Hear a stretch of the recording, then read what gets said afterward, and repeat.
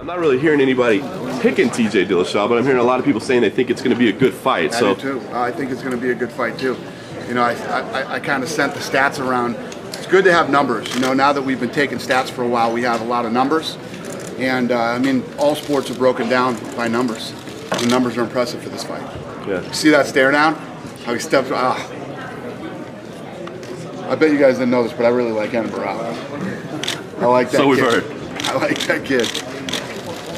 What about the, you know, in the co-main event? I know you're a guy that likes to follow the odds a little bit and see how it plays out. I mean, massive favorite. Yeah. Does that make sense to you? Well, we've seen over the last couple fights, odds don't mean shit. Odds mean nothing. You know, people have been counting Dan Henderson out for a long time now, and I'd lie if I said I didn't either, and I'm sure most of you did too. But he's got that one thing, that right hand is the equalizer, and it can change a fight in a minute, just like it did the Shogun fight. What kind of implications are you putting on the Jake Ellenberger Robbie Lawler fight? Well, obviously, a lot of people think Robbie Lawler won that fight. I think he didn't. I think he was real close. So it'd be tough to say if Ellenberger wins, he wouldn't be next in line or close. When you look at the whole picture with Tyron Woodley and Rory McDonald fighting next at UFC 174, where do they stack up? Listen, I mean, the only way to say it is that division's never been more exciting. The division's full of killers and a lot of fun fights coming up. And as soon as Johnny Hendricks is ready to go, which should be soon, he can start training again real soon. We'll figure it out. Have you really had an update from him as a specific targeted time for Yeah, I was Johnny? with his manager the other night, and he's doing really well. Really well. He's going to start working out again soon. You look at this as being a good stage for Barao. I mean, finally get maybe more recognition than he's had. Yeah, I think that, you know, Henan Barao is one of these guys, much like Anderson Silva, we forget. Nobody was talking about Anderson Silva either, and Anderson Silva wasn't being called all the great things that he's called today. It took a long time. It took a long time for Chuck Liddell. You know, these things don't happen overnight. There's some guys who burst onto the scene overnight, like a Conor McGregor, or, you know, but other guys take longer. I mean, when you look at the numbers and you look at Henan Barao's fights, it's all there. I mean, he's the kind of guy that I like to watch. He's a killer. He comes in and tries to finish you. Is there a specific number when it comes to Barao that you're most impressed with? I mean, 22 fight. All of it. I mean, yeah, almost 10 years. Yeah, decade. Almost 10 years. It's like 35 straight fights. He hasn't lost in almost 10 years. Never been taken down in the UFC. His finish rate in those 35 fights was 70%. His finish rate as a champion is 100%. You know, it's very impressive. Do you think a lot of people today? Is it the weight class? Is it maybe he should learn English like they told Canelo? I've heard every stupid thing you could possibly hear. I hear he's not handsome enough. I hear he doesn't speak English. I hear he doesn't. Listen, if you're showing up to see handsome guys speak on Saturday, you're coming to the wrong fucking show. Okay? Dana, it is a question about Henan Barao speaking English, and I'm only asking this question because for his future and for greater stardom and crossover stardom, you know, Manny Pacquiao learning English helped him. When Anderson spoke more in English, it gave him more fans. Without being facetious about your last answer, you know, it could be important to him to become more. Anderson Silva got more fans when he kicked Vitor in the face. That's when he got more fans. If he didn't speak English from that day to today, which he really hasn't, how much English has Anderson Silva really speak? I back everybody. I back. I mean, that's a sentence in English for Anderson Silva. At the end of the day, it's great when you have a guy like a Chael Sonnen, who's not only can speak, but he's entertaining, and he's, you know, that guy can actually go out and host television shows. He has a bright future in television.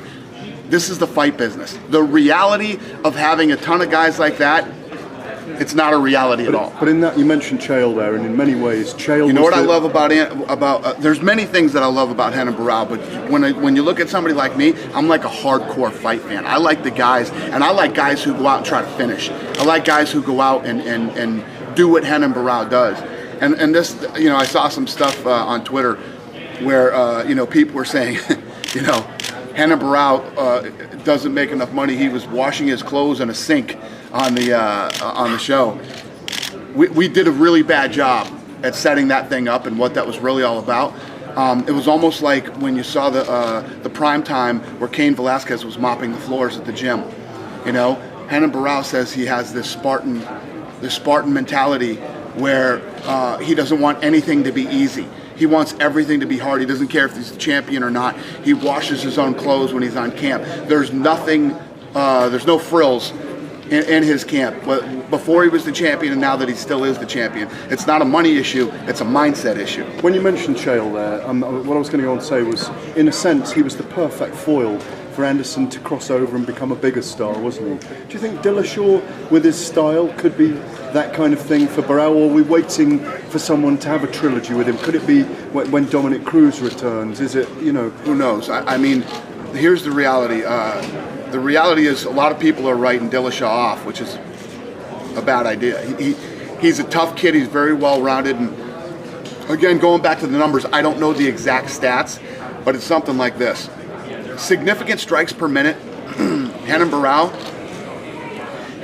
is at something like 3.7 significant strikes per minute. The average in the UFC is 2.61. Dillashaw has the record in WEC and UFC for most significant strikes per minute. His is like 4.8. And it's even more impressive on the ground. 40% of his damage is done on the ground. I mean, when you put the numbers together, it becomes this is one of those fights that's going to be a war. It's going to be all about whose chin's going to hold up in this fight. Final question from me. Final question on Renan Barão.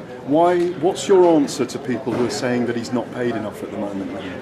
Which guy is paid enough in the UFC right now, other than me? I don't know, but a lot of people are saying that's what everybody says. Mind your fucking business. Worry about your own money. Worry about what you're making every day. You know what I mean? When Renan Barão is doing just fine. You know, on one hand, I got people saying Renan Barão isn't a draw. Nobody gives a shit about him. Maybe it's because he's not handsome enough. Maybe because he doesn't speak English. Maybe because he's a lighter weight class. Yet he's not being paid enough. Which one is it? Well, if he's none of these things and he's not a star, then why should he be paid more money? If he is all of these things and he is a star, then he's going to make what he's supposed to make. It's pretty simple. I mean, the guys who bring in the tickets, the pay-per-views, and everything else, they get paid. They get paid very well. Do you feel like all it would take is like an Anderson Vitor type moment for him to break through? I mean, it could be like just one fight, one moment. It's not so much about learning the language or anything else. I mean, if he had a moment like that in this fight, you think he could break out? I do, and you know, and Anderson had a couple of those moments.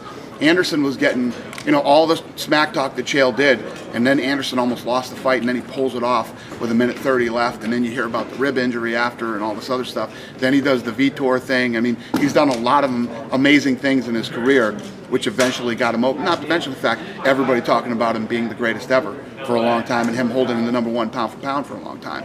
And yes, you know, Renan Barão is a relatively new champion who's going to, you know, face a lot of adversity over the next several years. But I love how hungry and determined and how this guy comes out to finish. And there's just a lot of things that I really like about him. And basically all I'm saying is I think he could be that guy. And he hasn't been beaten in almost 10 years. Is he the #1 pound for pound fighter, in your opinion? I mean, it's debatable, listen, but in your here's the opinion. fun thing. Here's the fun thing, and I was talking about this yesterday. The fun thing about being a fight fan is everybody's a fucking expert. Everybody's an expert. Talk to anybody about fighting, and everybody knows something about fighting, and everybody's going to have their own opinion. Now let's start a conversation about cricket. I'm out. Wow. I have no idea. I don't know anything about cricket and never will.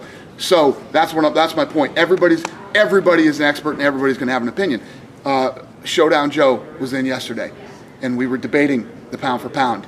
And he thinks the #1 pound for pound is John Jones.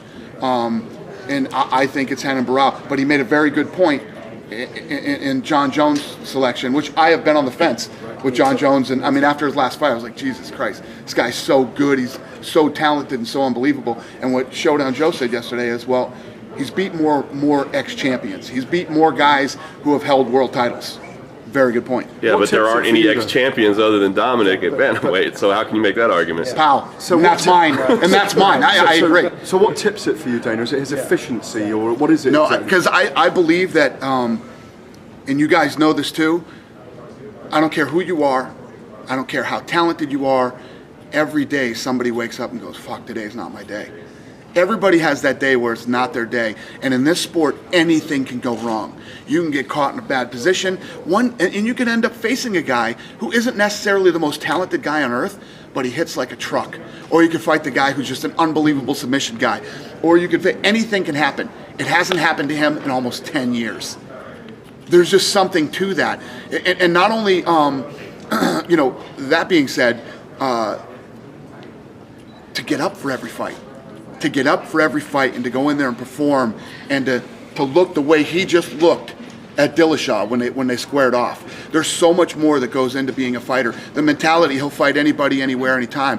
You call him and there's no hesitation. There's no, I don't want to fight this guy today and I don't want to fight that guy tomorrow. He'll fucking fight anybody, anywhere, anytime that we put in front of him, and he does that every time. So there's just so much more that goes into being, and if you look at what the pound for pound really means, it means that if everybody was the same size, who would come out the winner? And I just think that's Renan Barão right now. And he does his own washing. And he washes his own clothes too. Do you think that there's also maybe just he's got a slight extra challenge in the fact that he's a lighter weight class, just to the casual fan? You know that age-old thing about... I don't care about the casual fan. I'm talking about hardcore fight people. Who's the best? Who's the pound for pound guy? No, I'm just saying as far as the lighter weight classes go, this, even in boxing, that's always been a challenge. Well, the lighter weight classes have kept boxing alive for the last 15 years. It's true. It just seems like sometimes it takes them a little bit longer to get noticed. Yeah? I'm just saying if I think it takes, I mean, we could say the same thing about the 170-pound division. I mean, Georges St. Pierre was a big star. Hughes was before him, but all the other guys, it becomes a lot of white noise. The division has never been more exciting than it is now. It's super exciting, and we'll see who can break out and be the next star there. And even at 185 pounds, Anderson Silva had a long time. But at that point, the welterweight guys were some of the lighter guys. It just seems like maybe, as we get further and further down in weight, you're obviously, wanting to... If you tell me, listen, I don't like watching 145 pounders. I'm not into it. You're not a fight fan. Right. You're a fringe guy who will sometimes. I'll give you an example. I guess NASCAR. I'm not an avid NASCAR watcher. If I'm stumbling through and I see it, I'll watch it for a little while. I'm not what you would call a hardcore. But if something big was going on and there was something, I might jump in and watch a NASCAR event. Right. Those are the kind of people that say they don't want to watch 135 pounders fight, or 145 pounders, or Mighty Mouse, who is one of the best in the world too. So it's just, you're never going to win that argument with a person who isn't really a hardcore fight fan. When you look at this streak that Barão is on, is it comparable? And I know I'm reaching here, but I mean, do you look at it like DiMaggio, the 56-game streak? I mean, yeah, definitely like that. I look at it like that. I look at it like Floyd. Floyd hasn't been beaten 17 years. And you can criticize Floyd up and down, and I hear it every day too. And I take my shots at boxing every once in a while because I say what I feel in my opinion on the sport sometimes. But the one thing that you can't deny, Floyd has got up out of bed on Saturday morning and gone in there and beat everybody he's ever faced, and he's done it for 17 years. It's a big deal. It's very hard to do. Do you think with Floyd, just on this point, George steps aside, and you get you get the Wild West of the welterweight division. When Floyd goes, there's a load of guys stacking up there. Do you think that'll be very exciting? The most exciting division in boxing? It could be. It could be. We'll see. Dana, do you subscribe to the notion that it takes two to tango? Ali and Frazier elevated each other. Chael helped elevate Anderson, and maybe Barão hasn't had someone to help elevate him. And if he gets into a war, if he has a rival, look at Jones and Gustafsson. Do you think maybe that's what's missing? Yes. He hasn't. It's like I said. He's a relatively new champion. He's held the belt. He's on his fourth title defense. Yeah. Do you think that person could be Dominic Cruz, and when do you expect him back? I don't know. Dominic is. I don't know. Poor Dominic. Do you think that Dominic Cruz could be the guy to really give Renan Barão a huge fight? I don't know. If you look at, here's the problem with Dom. He's been out for a long time. There was a huge rivalry between him and Uriah Faber, where they went, and you see what Barão did to Uriah Faber in the last fight. Whether you think it was stopped early or not, he did that to Uriah Faber. Aldo didn't do that to Uriah Faber. You know what I mean? Pretty impressive. What do you think? And Faber, when he did that to Faber had never looked better. He was coming off an unbelievable streak of just looking phenomenal with knockouts and submissions. Sorry, go ahead. Do you ever picture Jose Aldo? I know we've seen them sparring, but do you ever picture Jose Aldo and Renan Barão together? And how do you see those two? And where do they rank? You know, I'm a guy that's always like, listen, you're all going to fight. I don't care who's who and who likes who to prove who the best in the world is. But those two are two different weight classes. They're not even the same weight class. I see a time where Aldo ends up fighting Pettis probably, and then probably Barão would move up. Or okay, thank you. You know. So when Dominic does come back, and what if he says to you, Dana, I've been studying this Barão guy. I'm the man. I'm the man to beat him. It's on. How could I?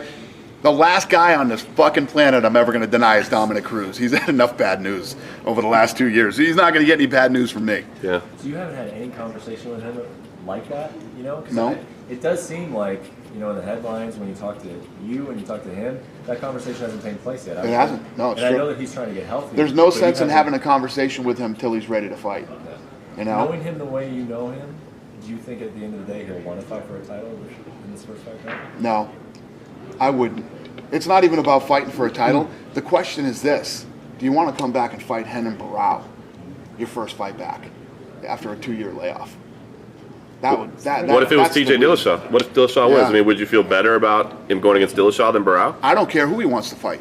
I'm just saying, personally, if you ask me, that's not the guy I'd be running around trying to fight after a 2-year layoff. I'd want to get back in there. I'd want to see how I feel, see if I'm a little rusty, you know, work out the kinks. And you always say it's not your job to advise somebody, but you're saying if you were advising them. I'm not advising anybody.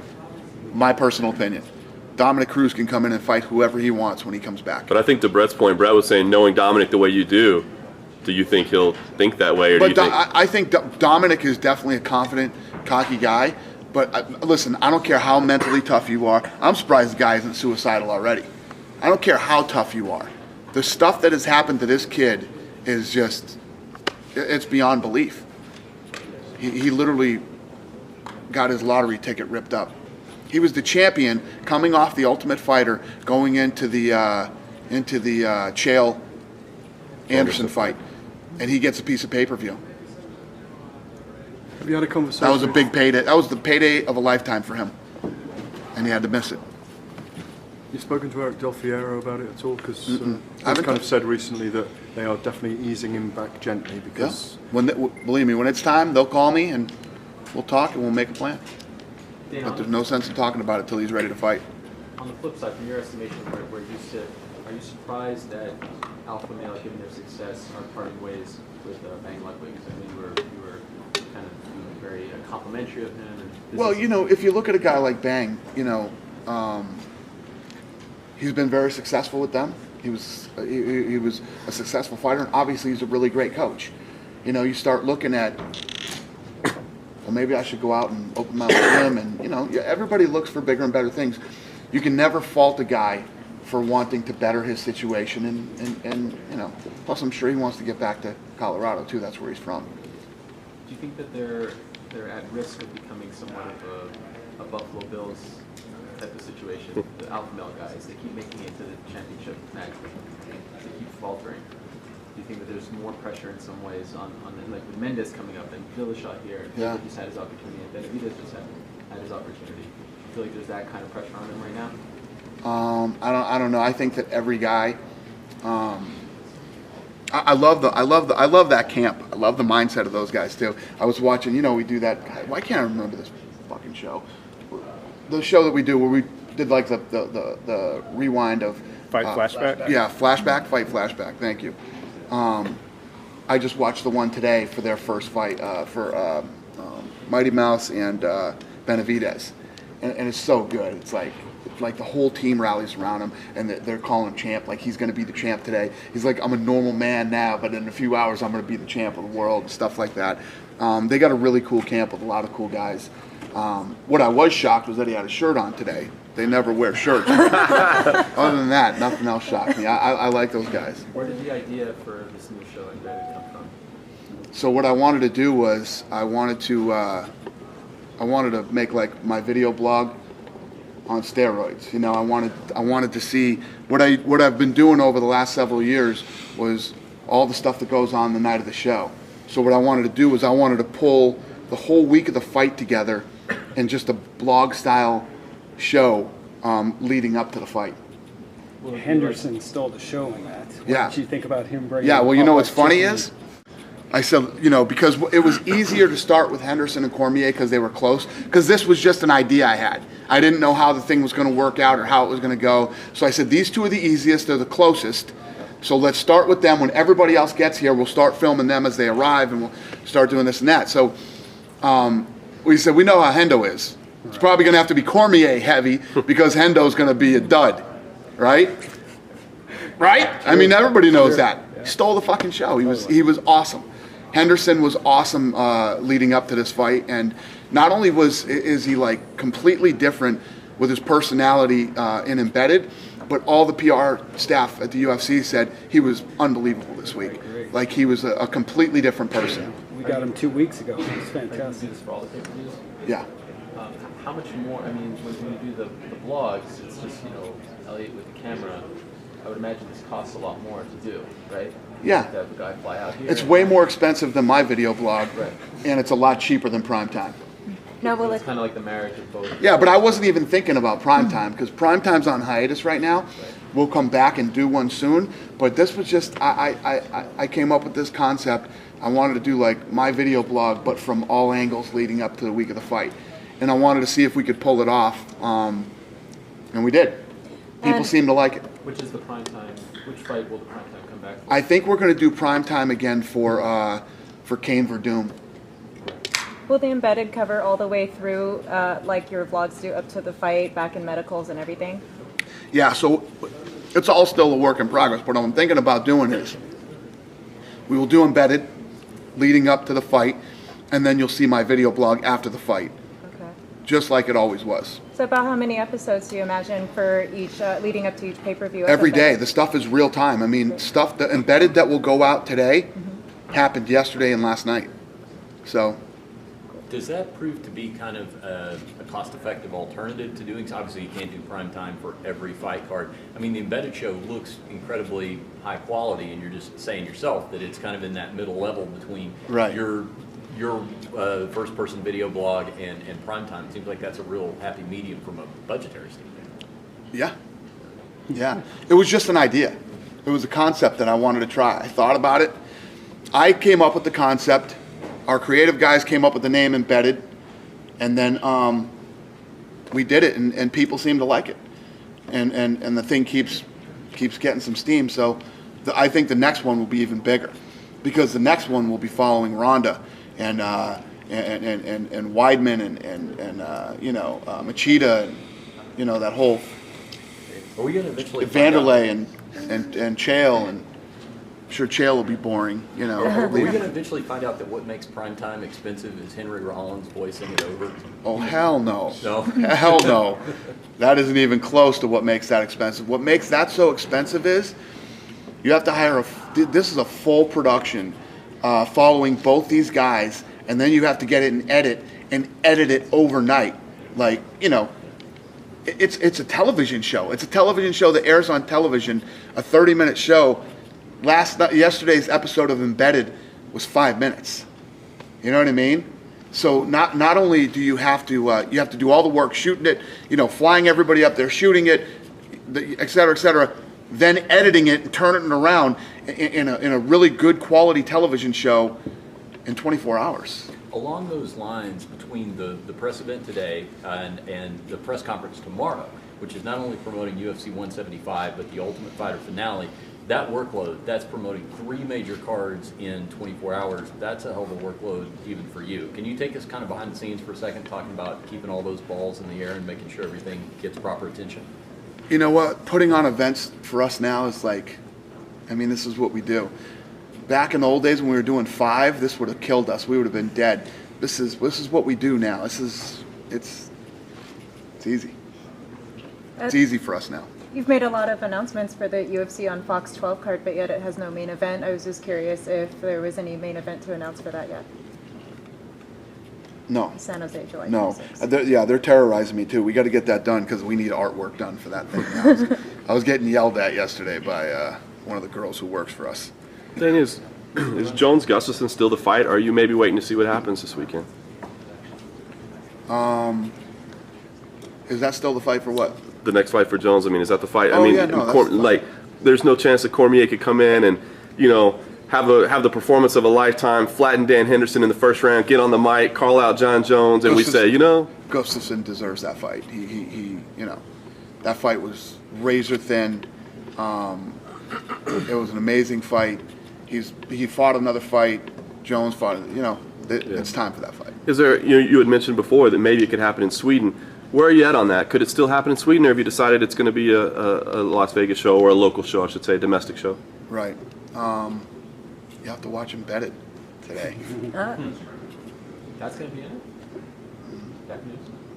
Well, all the shit that went down today in the office. Oh. Yeah. So both Hendo and Cormier said that if they win, they're next for Jones if he gets by Gustafsson. Do you agree with that? Hendo, I mean, obviously, if Hendo pulls off this upset, it's huge. Huge. He pulls off the upset against Shogun. He pulls off a huge upset against Cormier. We'll see. Gustafsson's next, and then we'll. He said he was told that if he takes this fight, he gets a title shot. Yeah? That's the reason why he took it. Did he? Maybe he was.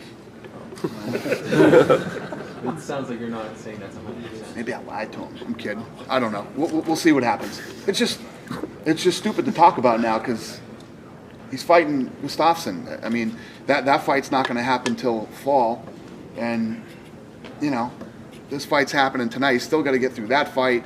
Then we see where he's at. Who's to say that Cormier or Henderson, whoever wins this fight tonight, doesn't want to fight one more time before? We'll see what happens. Or if they get hurt, I mean, anything could happen. So talking about what's happening after this guy fights this guy, I hate doing it. I hate doing it as bad as I hate talking about the fights after the fight. Let's change subjects. Thank you. Penn coming back. That's a pretty cool deal. I mean, the what? The Japan? BJ Penn. Oh, BJ coming Penn, back. yeah. Give us your thoughts. I mean, he's done so much for the sport, and here he comes back. He's fighting at 145 now. BJ's a unique guy, always has been. He's been literally been a staple in this company since the day we bought the company. I mean, he was one of the first guys that Lorenzo and I made the decision to bring in as a fighter. And, I mean, I've had my moments with BJ. BJ's a nutty guy. But unlike the other guys that I've had my moments with, BJ's a good kid, and you can work it out with him. And there isn't too much I'd say no to him. He called and asked for this opportunity. I called Frankie. I said, I didn't say, I said, let me call and ask Frankie. And Frankie gave him the opportunity.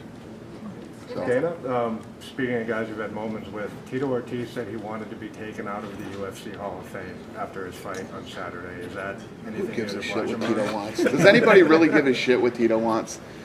Good for Tito. Let him stay over in Viacom MMA and make some money and try to stay relevant. And I don't care what Tito wants. So he stays in the UFC Hall of Fame? I don't care. I don't care. Has the Hall of Fame become almost a headache? No. Because it's a cool idea. All sports have it. But when I ask fighters about it, hey, who do you think should go in next? I don't even know who the hell's in it. I get a lot, Right. For you, has it just No, it's just sort of a way to honor the guys who have been here, and really the way that we've done it is guys who've been here since we've owned it. Other than Coleman and Hoist, obviously, but everybody's honored, and Tito was all pumped up. The day he went in, showed up with his white suit and his white shirt, and his white tie. So speaking of those Hall of Famers, what about Ken Shamrock and the recent truce you two have had? Yeah, we're best friends now, and I'll be honest, I respect the fact that Ken reached out, and You reached out to for what? To bury the...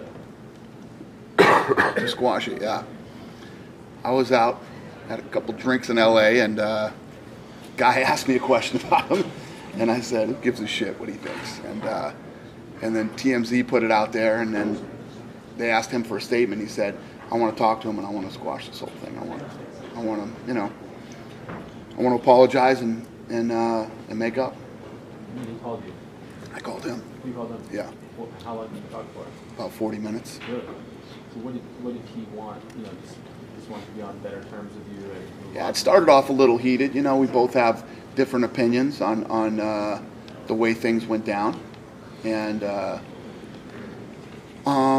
you know. But at the end of the day, you know, he wanted to end it, and I'm fine with that. I'm not as hard to deal with as everybody thinks I am. So Frank is next. I can't ever see that happening. I honestly can't ever see that happening. And at the end of the day, Frank Shamrock and I never really had a relationship, you know, whereas Ken and I did, or I felt we did. Right. You know what I mean? But Frank and I have never had a relationship. He's too far off the reservation. Dana, now they have all your teams together for Top Latin America. What are your thoughts about it? Now that we have what? The teams together? Yeah, no. What do I you said think? it at the press conference down there, and I'll say it again now. I knew that this season's fights were going to be awesome. The first fight is a good fight. These guys are coming in and doing exactly what I said Latinos do. And Great. the first day that I went in there, 8 of these guys, no habla, nothing, okay? Yeah. The other Raider, and I was talking, they didn't understand one word I was saying. But you should see how fired up these guys were just to be there, and it's really this is going to be a very fun season. I'm not missing shit this season. I'm at every fight. I'm rearranging my schedule to make sure that I'm there for everyone. I'm not missing one of these this season. And one more question about that. You just signed a few days ago Arbac Arreola from Tijuana. This is the 8th fighter that you have signed from that was born in Mexico. What do you say about this guy? Because we're going crazy in Mexico, man. We're from San Diego. This guy is like 10 minutes away, and he never thought he was going to be on UFC. Yeah, he was wrong. And a lot of other guys in Mexico that didn't think they were going to be in the UFC were wrong too. We're going crazy down there. It's exciting. I've been waiting for it for a long time, and it's all happening now. And everything that I thought is coming true. Great, thank you. Thank you. Dana, the rankings talks kind of died down a little bit, but I hadn't seen you since then. In retrospect, do you have any regrets the way that was handled? Like with Nate Diaz, especially taking him off the rankings, it seemed like an emotional decision. You know, like not I don't want to say retribution, but just kind of a you're not taking fights to hell with you. I like Nate Diaz. Yeah. So there's no retribution there. You know, it's like Nick.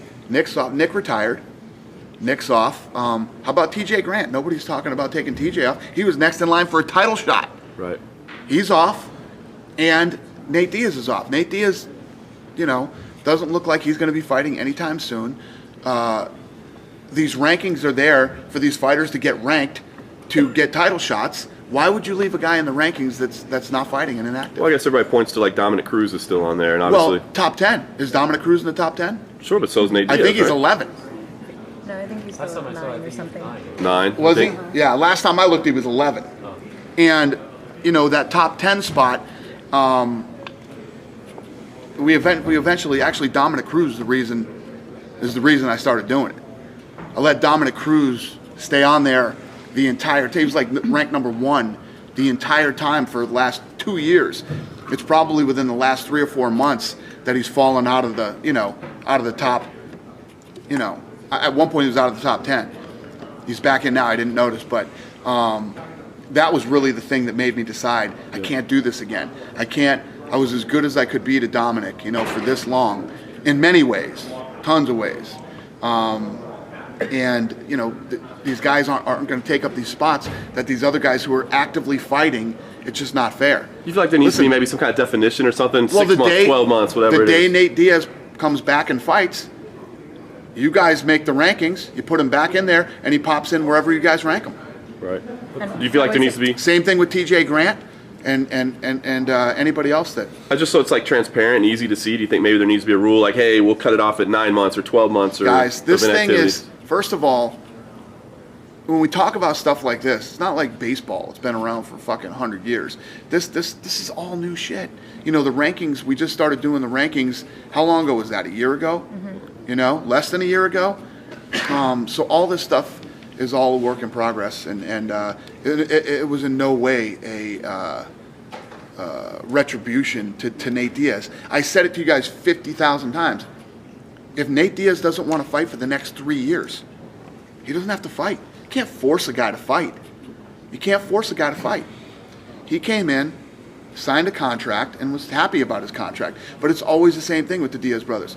I didn't know what I was doing, and I don't know anything about anything, and I don't know how to do this, and I don't know how to do that, and it's just like, okay. I mean, what's Nick now? Nick's 31, 32, and Nate's a couple years younger than him. I mean, what do you do? They're grown men. Yeah, you said last night you'd make Nick versus Matt Brown, which I think is a fight that a lot of people want to see. Obviously, Nick's on the sidelines. Have you reached out officially? But Nick's retired. Nick is retired. He's made it very clear that he's retired. But my point that was me responding to Nate saying, I want to fight Matt Brown. I think we'd all like to see that fight. Have you guys reached out? Has anybody reached out? He's retired. He's made it very clear he's retired. So you just wait for him to call you, basically? Mm-hmm. We kept offering Nick Diaz fights. And Nick said, I'm retired. I don't want to fight. So you're done picking up the phone, basically? When he's ready to fight, he'll let me know. How about that's my point. Well, you guys, that's what everybody doesn't understand. You don't want to fight. Okay, don't fight. But you can't take up a top 10 ranking if you're not fighting. Have you had any progress with Nate? Mm-mm. None at all. No. But don't ever think that it's retribution, like I'm trying to, it's pretty clear. It seemed like a knee-jerk reaction. The guys that I don't like, pretty clear. And if it was a knee-jerk reaction, I'd tell you. I'd tell you. It's not like I'm going to sit here and go, oh, come on, guys. This is the way we run the rankings. We do, it's not, I don't dislike Nate Diaz. Never have. I can't see a situation where I ever will. It's just, the guy doesn't want to fight.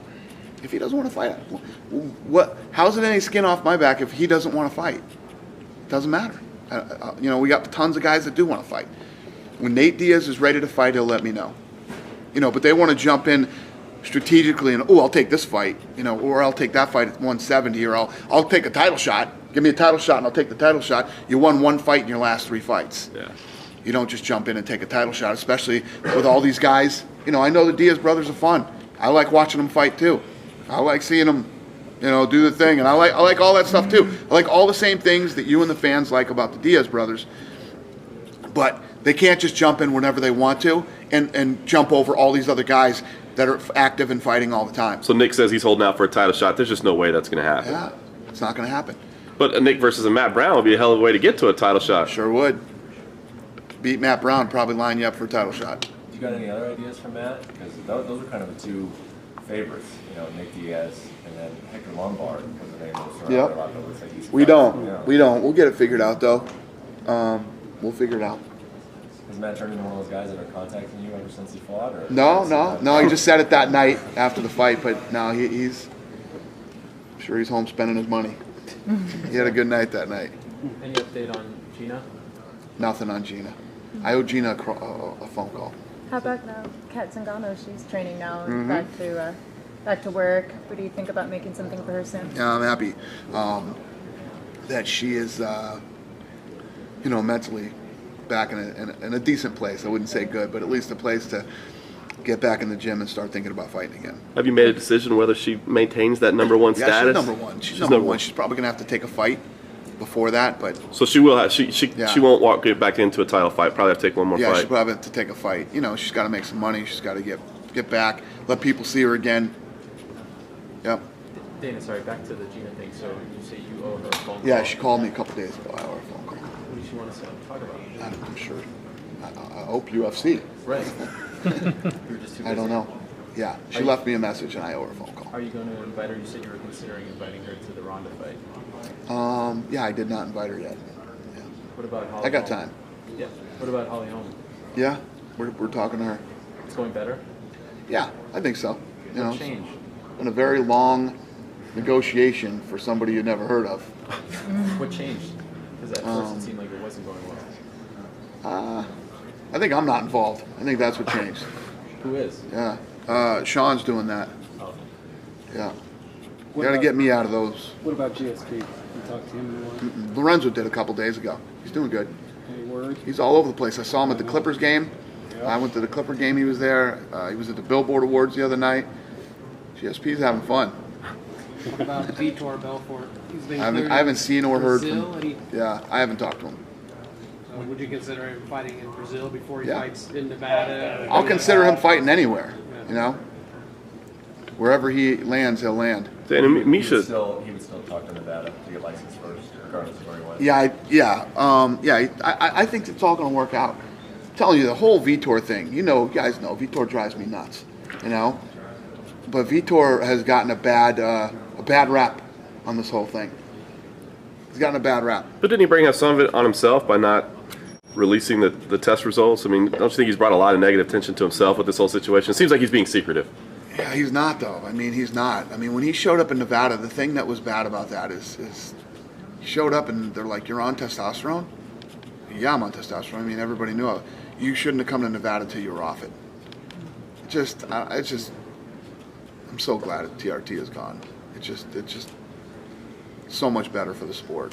Do you see that test result as relevant, like his lawyer says, knowing kind of everything that's going Absolutely. on?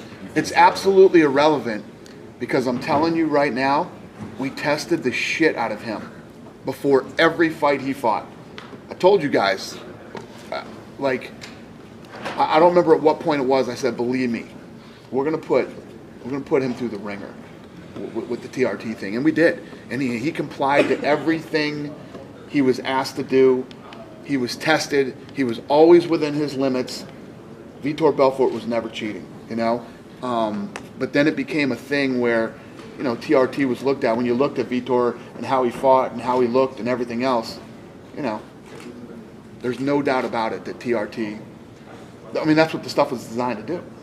Stuff is designed to make a guy my age work like a guy John Jones' age. That's what TRT is for. And it worked. It definitely worked for Vitor. It was supposed to just normalize the levels, though, correct? It's only supposed to get you to normal levels. So if he was Right. over when And he took that wasn't. test, That's my point. The thing is with We're Vitor sure that he Belfort wasn't? is he was never over his limits right, when he but fought. the test in Nevada, we're sure that he wasn't. That I don't know. That I don't know. But that, I think that's what people are fired up about. That. But Nobody knows what the result point is, here's the thing. Let's say he came into Nevada and his levels were off the charts. He wasn't fighting. Came in here to talk about getting licensed, and the thing was, welcome to Nevada. You want to be licensed here, you have to stop taking TRT. As a guy who's not fighting, you can go around and do whatever the hell you want with TRT. But Right? you still don't want to get to those elevated levels. Huh? You still don't want to get that elevated levels because that's what you've always said. It's going high when you're not being tested and then Let coming me tell you, down. do you guys realize what happens when you go high? When you jack yourself up to those type of levels, and then you stop taking TRT altogether? You can ask any doctor what happens to you. Body crashes, basically. Yeah, you're done. You're done in every sense of the word. Physically, emotionally, mentally, sexually. Everything. You're done. Why is he taking so long to get back? Like, if you see Dan Henderson, he fought in Brazil with TRT and is fighting right now without TRT. Yeah, I know. All these guys are. So is Chael. Why do you think he's taking so long to get back? I don't know. So when you I don't know what he's doing. I honestly have not talked. The handling of the Nevada State Athletic Commission is Vitor Belfort's problem. It's not my problem. I'm not dealing with it. I'll hear from Vitor when he's got it all taken care of. And He said in an interview last week that he had everything was ready to fight. that's awesome. Good for him. So when you say it's better, are you referring to Keith Kaiser's resignation? What? Is better? What?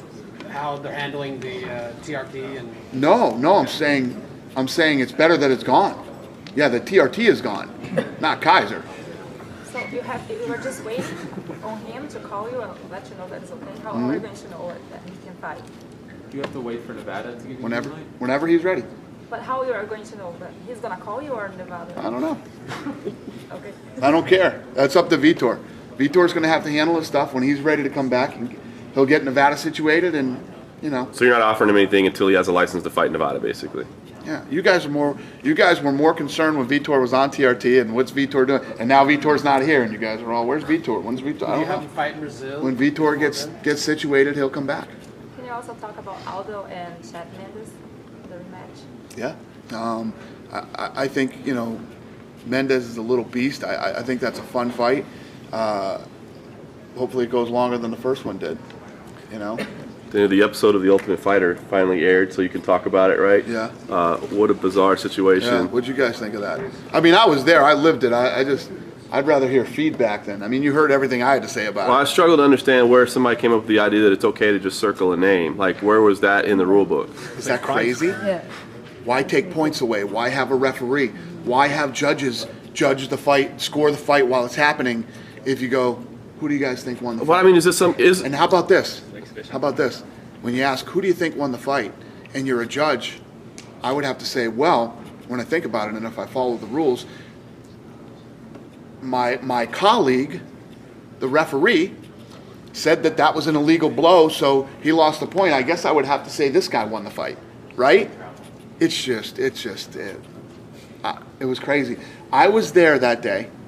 So the fights always happen at 4 o'clock. I was there when it was dark.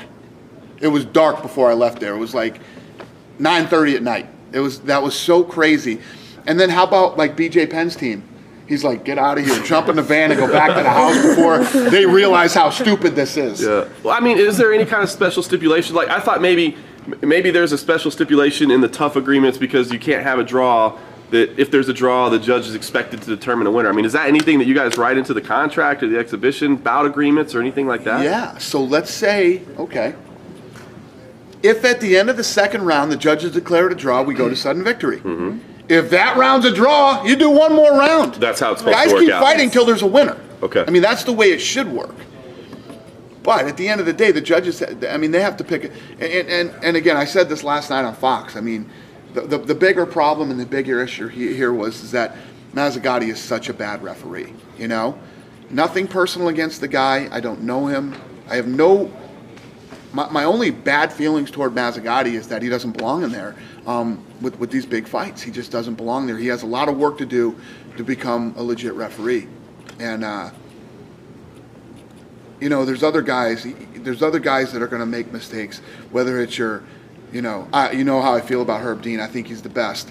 But whether you have another seasoned guy in there like a John McCarthy or any of these other guys, the difference is when those type of people are in there, you feel like somebody has control of the fight. There's control inside there. When Mazzagatti's in there, it is a fucking, you don't know what's going to happen. It's craziness. It's a circus. The guy never has control of the fight. And there's times when I look at him in there, you know, because he drives me so crazy, there's times I look at him and he's just like, I'm like, is that dude doing his grocery list right now? He's thinking about when this fight's over. I got to go pick up some milk. I got to get some eggs.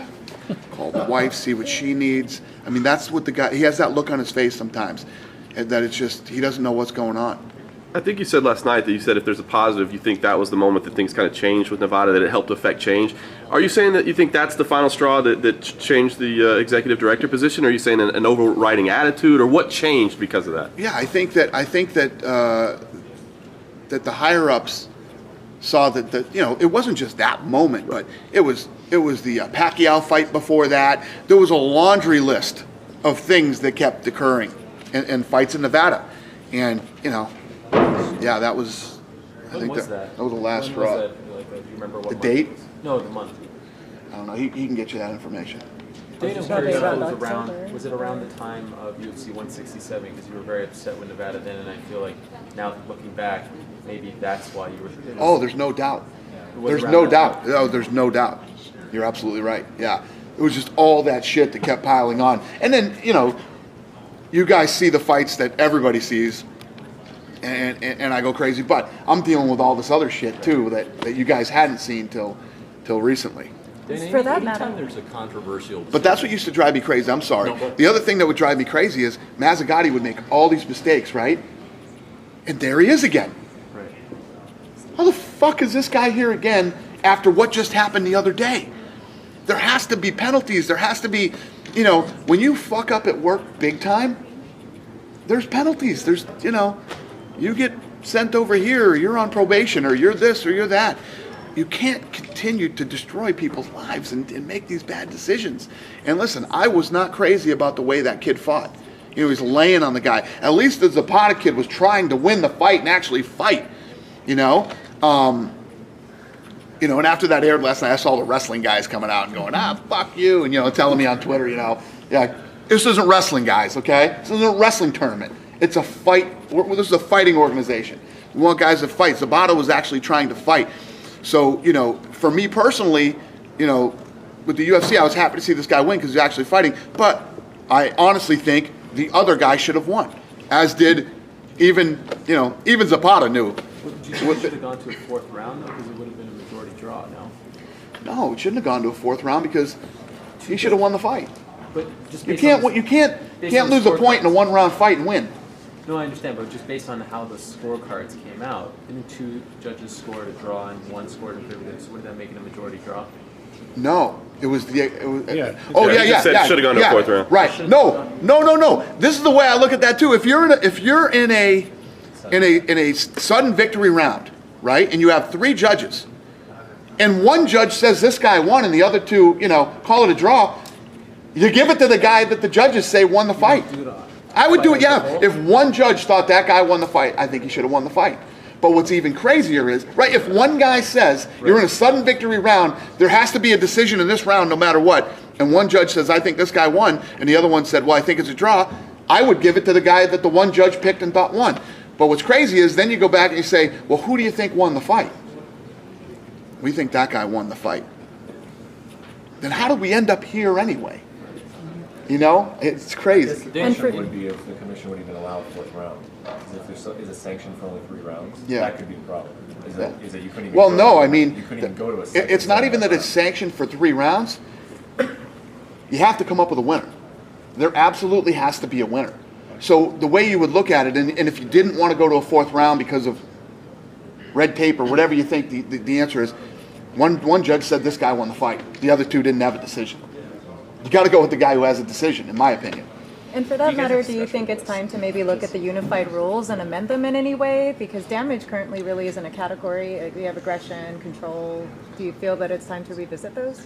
No, I don't think that the unified rules need to be revisited. I just think that there needs to be a much better job at educating officials, and that's happening now. I'm really happy with where we're at now. Now, one of the athletic commissioners, Cisco, he takes everybody in after fights, and they review tapes. They look at what was done right. They look at what was done wrong, and I honestly couldn't be happier with the direction the bout is going in now. Dana, every time there's a judging controversy, people call into my show, and they always ask the same question: where do these judges come from? So then you start telling the story about State Athletic Commission, et cetera. You must get asked that question all the time, and when you don't have 45 minutes to rant on it, What I get is, you crooked son of a bitch, you fixed that fight. That's what I get. Like, if you don't like the judges, fire them and hire new ones. That's what I get from dummies that watch the show. But how do you explain it to them? What's your sort of layman's explanation when somebody asks that question? Where do these judges come from? How do you explain it to them? Yeah, well, for over the last several years, a lot of these judges have come from boxing. And I think that, these guys are looking at getting more. Let me ask you a question, you guys. What makes Herb Dean the best referee in the sport? What makes him the best? I think it's decisiveness. Awareness. He knows exactly what's going on. He's been in an arm bar. He's been choked. He's been here. He's been that. He's done everything. Herb Dean is actually trains in it and does everything and knows the sport. That's the difference between a Herb Dean and a Mazzagatti and a lot of the other guys. That's why he's so good, and that's why he's the best referee in the business. John McCarthy too. John McCarthy, has done it. He's fought. He's done jiu-jitsu, for many, many years. The difference is awareness, knowledge, knowing what's going on, knowing when a guy's in a certain position. Yeah. Dana, I don't know if you've probably been asked this before, but would you be a good referee? I was a referee in boxing. I did ref boxing. How were you? I don't know. Nobody was crying about me. Nobody was yelling and screaming and telling me not to ref any more fights. So, and I don't know if any of you boxing guys know Mitch Halpern or remember Mitch Halpern. But that's who I trained under. I trained under Mitch Halpern. You know what that guy did? He was already considered the best referee in boxing at the time. Okay. Didn't he used to go to gyms in his lunchtime or something? He had a job in every lunch break, and that's back when Las Vegas was cracking. There was 7, 8, 10 boxing gyms in town, and it was the who's who, sparring, getting ready for fights. Mitch Halpern would go there on his lunch break and ref the sparring, move around, look for things, tell the guys to break, and he was already considered the best referee on the planet. And And you learned a lot from him? Yeah, I learned everything from him. And what about judging? I mean, I personally think you're a very good judge of a fight, but sometimes you do get it wrong, in my view. Thank you. And Would you make a good judge if you were octagon side as well? I don't know. I would like to think I would. I mean, I think most of the time. There's been times though where I've walked into the press conference and we've disagreed. You know, there's been, whether it was you, whoever, we've had our disagreements, and that's going to happen. That's absolutely positively normal in the fight business. The ones that are bad are the ones that everybody's like, are you kidding me? How is this possible? You know. Dave, the deadline for New York is next month. Do you think it'll happen? I'm not answering any New York questions. Who knows with New York? I would weigh on the side of no. So now you're just cautiously pessimistic. No, I'm pessimistically pessimistic about New York. No signs, nothing. No one's tipping their hand. No. I would say no. If Dan would have lost, but we'll give it a shot. If Dan would have lost the Shogun, it would have been 4 in a row. Do you think you would have been done after that? I don't know. I don't know. Would have had to happen first. Maybe he would have retired. There are rumors going around about something that happened with Ali Bagatinov at his camp. Can you confirm that something happened with him? Yeah, something happened. Can you talk about it? I'd rather not. Okay. It's not important. Okay. It's not worth it. Are the negotiations with Holly Holm still in progress? Yep. Yeah. Is there a future you can give us? We'll see what happens. Yeah. The rumors about Glover and Rashad, true? Glover and Rashad? Rashad Evans. What happened? The rumors about they fighting each other is true. No, Glover's hurt. Glover's going to be out for a while. Yeah. November 8th, 2000. Yeah, that would have been like the week before 167. Oh, it was the week before? Yeah, week before 167. Yeah, I was at the end of my rope before that. What was the award that you got last weekend, and why were you wearing a tuxedo? It's very out of character.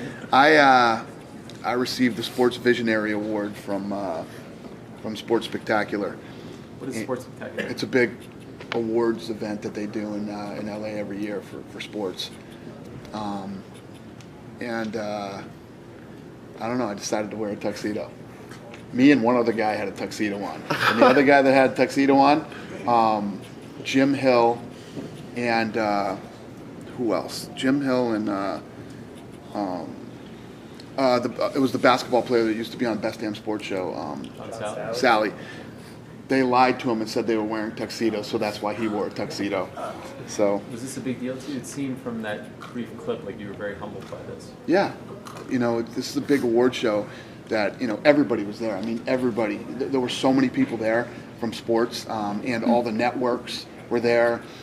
And they do this thing every year, and to finally be, for us to be there amongst all the other sports, and it was a big night. And who decided to give you, who votes on this, or who's the one? Is there a committee? I have no idea. Fox called me and said, "Hey, these guys. There were only 3 awards that night, and they said these guys are honoring you. It's a big deal here in Los Angeles. You should go." By the way, don't worry about having those big transparent plastic bags because we all use them now for our toiletries. Do you know that? Let me tell you what the point of that was. The point is I have a shave kit. And the question was, where's my shave kit? And it wasn't in there. Every event we go to, there's something missing somewhere. Elliot. So when you picked up the transparent bag, it wasn't all there, was it? Was that the problem? That it wasn't quite... Yeah, it's not that the shave kit's there's always something missing. There's always a piece of the puzzle gone. Always. Maybe you should pack yourself then. Yeah, that ain't happening. I show up to the FX shoot the commercial, and I have a blue suit with a black shirt. Yeah, that's my stylist right there. Yeah. Hey, Dave, when you ran into George, I didn't. Oh, you said you didn't. I was sitting on this side of the court, and he was over on the other side of the court. Okay. So I saw him over there. No.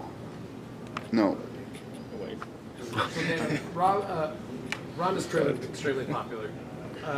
With 115-pound women coming in, is this a great opportunity to get some significant growth out of the women's side of the sport? Yeah. Especially in the U.S.? The growth on the women's side of the sport has been astronomical. what we've done with women in combat sports has never been done in the history of combat sports. The growth is unbelievable. And I think that these women, you know, you guys all know the women that are coming. They have amazing personalities. They're talented, and it's going to be interesting. Are you happy with the cast? Really happy with the cast. Really happy. Is it not a question of if, but when you guys have 145 and 125? I mean, is that? No, I think it's going to be a long time before that happens. But I mean, it'll probably most likely happen. Think about when we first bought this company, there wasn't a 155-pound division. You know, the whole going back to Tito thing, when Tito was freaking out about, they took me off the thing, and didn't take him off anything. Him and Chuck's fights at that time were middleweight. They weren't light heavyweight fights, they were middleweight fights. They weren't at 205, they were at 199 pounds. You know, but it took a long time for all of that to really come together. And I think it's going to be a long time before we add more women's weight classes too. These 2 weight classes will be perfect for a while. Because the other thing is you got to have enough talent to fill those divisions. Yep. What are you going to do next week with the 2 shows? Are you going to be at either show, or are you staying back at that? You know, I'll be in Germany. I'm going to Berlin. Okay, and then how are you going to? Because you always say that in Vegas you can oversee a show. Right. So be in Germany. How are you going to oversee Brazil? Yeah, because I don't know what the time difference is or how these are going to air, but we'll figure it out. It starts like right after, so it probably starts like almost. So you'll have the same capabilities? Mm-hmm. What's that? Oh yeah. In Germany? Yeah. Oh yeah. Yep. How do you choose which one you go to? For this one, Gary Cook begged me to come to this one. He's like, dude, I need you out here for this fight. So I'm going. Dan, I want to get your thoughts on John Jones. There's been a lot of discussion lately about what he should do with his career, what approach he should take. Cormier said he should brace in his full Mayweather, kind of go a full heel, be a villain. I'm of the opinion that would probably make you guys a lot of money, make him more money. I know you don't like to interject yourself, but do you have an opinion on that? Maybe what you would like to see from John? No, as far as John Jones goes, I mean, wherever he goes with his personality and how he is, I mean, the thing about John Jones, and the only thing anybody should care about, is how good he looks every time. He gets better every time he fights. He looks so good in that Glover Teixeira fight, and believe me, when I talk to guys like Chuck Liddell who have been with Glover for so long, I mean, Chuck was like, what he did to Glover is very impressive, because I know what Glover, who he is and what he's really got and what he's capable of, and the fact that Jones did what he did to him is pretty damn impressive. But as we saw with Anderson early in his career, even up until later points in his career, it took foil for him to really draw. His fighting didn't speak for itself. In some ways, it seems. It did, though. I mean, that's the thing with me, with Anderson, like I am with Barão now. The things that Anderson Silva used to do, you didn't see anybody do that. You didn't see people do what this guy did. And everybody kept talking about how weak his ground game was, yet, you know, nobody was submitting him, even really good submission guys. And, you know, and Anderson had a couple of bad moments. You know, Abu Dhabi was horrendous. But I think Anderson Silva's fighting did speak for itself. And John's is unbelievable. Can I ask a question about, you said about the cast for Tough 20? The cast, yes. I thought you said cars. The cast, yeah. my dear. Could you just look into that camera and answer it? Joanne Calderwood. that camera right there, sorry. That's a camera? That's a camera. Okay. Joanne Calderwood. Joanne Calderwood, the Scottish girl. Yeah. Could you tell us a little bit about her, what you thought of her when you met her? Do you remember her? Yeah, I remember her. But here's the reality. I don't know a lot about their abilities until I see them fight. I know where these girls are ranked. I know how people feel about them. We'll see what happens. So excited about I'll have a lot more opinions on these girls after I spend 6 weeks with them. But what's made you so excited about this group? They're very entertaining. They're a very entertaining group of women. They are very fired up for this opportunity. It's the way that I look at. It's the way that I look at tough Latin America, and the way that I look at this one is, it's like this is the Ultimate Fighter 1 for these guys. It's like this crop of the best people we could find to go in there and live in the house and compete. And I think we're going to find a lot of talent. And the personalities are, which obviously everybody here thinks looks and personality are very important in marketing somebody. Well, you're going to be very impressed with that cast. Because one of the things that seems self-evident when it comes to the women's side of the sport is every time there's an Olympics now, there could well be women emerging from there that are literally within a couple of years in the UFC or in MMA, certainly. I mean, that's what's happening everywhere, all over the world. All these people who are very gifted and athletic that would have played something else are getting into. Because they're not getting paid for the Olympics, are they? That's the point. They're not going to have a career if they love that sport. They've got to come. It doesn't hurt. I mean, I know Rhonda has her opinions of where the Olympics got her, but I never think it's a bad thing to have a medal. No, but what I'm saying is if she'd stayed in judo, she'd never have achieved what she's achieved. I mean, Nick Hein, who's fighting in Berlin, knew her. We know the German debutant in Berlin. He said, we knew Ronda Rousey as a judo, but she wasn't. Look at the layers and the levels now since she's been in the UFC for 16 months. Yeah, I'm not going to tell that story because I'll probably get me in trouble. But but Ronda was just at the Cannes Film Festival, and it was a big deal to everybody that she showed up to this thing. It was a big deal. A lot of strings were pulled because her schedule wouldn't allow it, and a lot of strings were pulled with some heavy hitters from Hollywood to make sure that she was there. Pretty impressive. And you're saying that's a sign of how big she's become outside the sport as well as in it? Believe me, very big outside the sport. Very big. It's impressive what she's done in a short amount of time. Do you get a lot of Hollywood offers for cameos that you have to turn down, or not really? Yeah, more than, it's just not my thing. I'm not into it. But yeah, I do. Who'd play you in Dana White the movie? Oh, Jesus. I have no idea. Some bald guy. Joe Ferraro said he wanted to do it. Yeah, he could do it. Who do you think wins, Chris Lytle or Roy Jones if they box? What's that? Chris Lytle or Roy Jones? Boxing? Yeah, that's being talked about. Are they talking about boxing now? He said that the UFC gave him, you gave him your blessing to go out and do it. Lytle said that? Yeah. I didn't even talk to Chris about it. Maybe not you specifically, but the UFC said he spoke to the UFC. I don't know. Spoke to who? I don't know. Jimmy UFC? I mean, who's the UFC? Do you not give him your blessing to do it? That's one of the things that I'll say when me and Ken were talking the other day. He says, I don't even say anything about you. I say stuff about the UFC. Well, who the fuck do you think you're talking about? You know what I mean? It's like, are you kidding me? But no, I didn't talk. But Chris Lytle can do whatever he wants.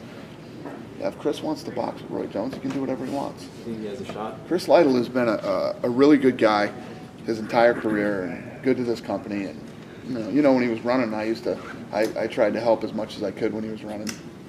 But running for office, that is. Right. You pick a winner, though. Pick a winner? Yeah.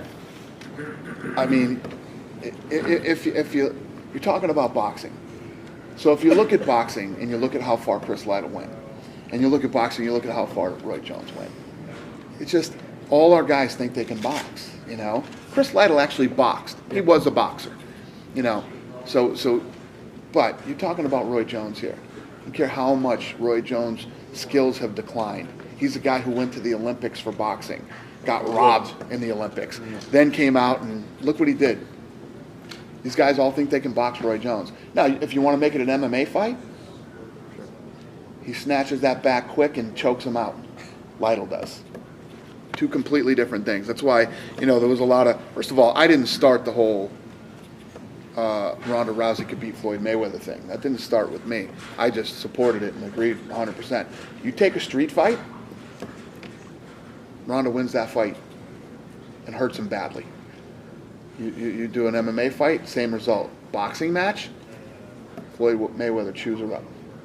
Really? In a boxing match? No, I don't know. Listen, it's hard. Did she beat him up in the street, really? Listen, I get Does it. she really? It's hard for guys to wrap their brains around that one. Ronda wouldn't beat him. She'd hurt him badly. She would hurt him badly. Guys who don't fight have a very twisted... It's like guys who have never really been involved in fighting before, and they start training. They always want to spar. Let's spar.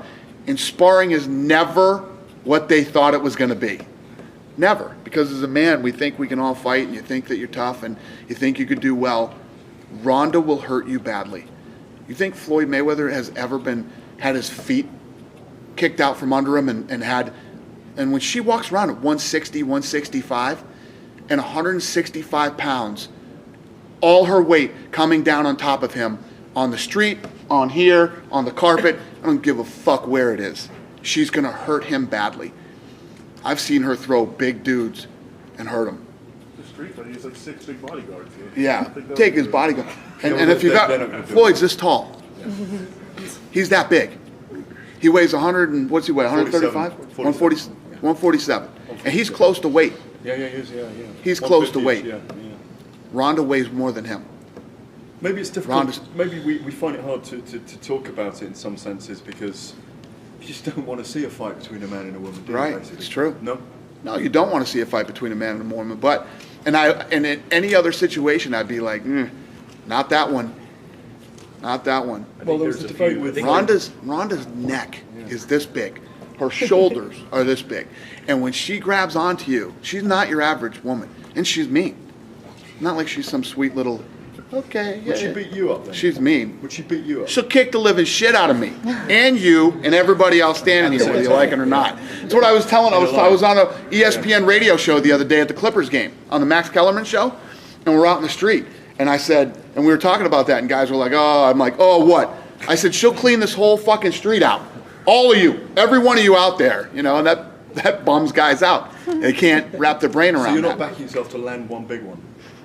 You can land one big, but listen, how are you going to land one big one? Ronda, you're acting like Ronda can't shoot, Ronda can't move, Ronda can't whatever. That's like saying, let's take a good wrestler, a really good wrestler, and let's put him in a street fight with a guy who can punch. Absolutely, that guy might land that one punch, but the way that you shoot and you get inside, once they put their hands on you, you're done. You're done. And you know, I'll take even a wrestler. A wrestler double legs you and slams you on the street. You're done. Oh shit, yes I do. Okay. Don't you think there might be a few Floyd Mayweather ex-girlfriends that would like to see that fight? Maybe. I think there's a lot of people that like to see that fight. I think Bruce Willis. And it's and there's no disrespect to Floyd. It's just it is what it is. It is what it is. Ronda will whoop a lot of dudes' asses, not just Floyd's. Did you talk to Floyd at all about how promising his son is? When you saw him? No. Did you even know that he had a son in MMA? No, I had no idea. I didn't know. Yeah, that's interesting. That's the other thing for regular guys. The first time a regular guy or girl gets kicked in the leg, it's a very life-changing experience with somebody who knows how to leg kick you. It's over in one kick. You don't want that to ever happen to you again. So deal with it. I'm going to go and have some counseling. Deal with it, Gareth, okay? I will deal with it. All right. I promise. Thank you. Report yesterday that Fox Sports was trying to add NBA on Saturday nights, and have you thought about or talked to them about what that would do for you guys? No. Those guys are building their network and doing their thing, and we're just here to help. Was there a Carano question today, or was that still in talks? Yeah, it's still in talks. I owe her a phone call.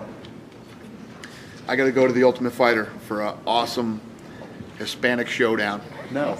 Yep. Awesome. All right.